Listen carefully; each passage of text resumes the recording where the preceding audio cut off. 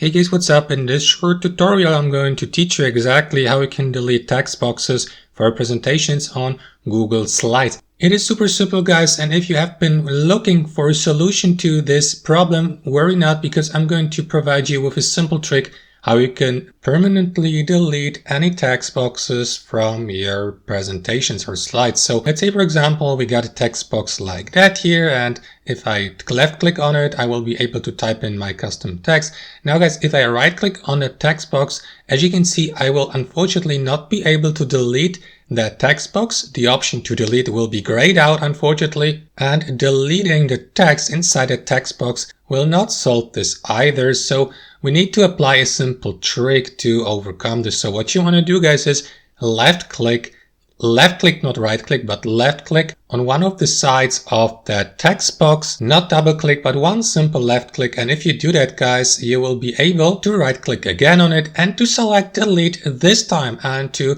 permanently delete that text box without any traces. And that's basically it. As you can see, super simple. Thanks for watching and have a wonderful day.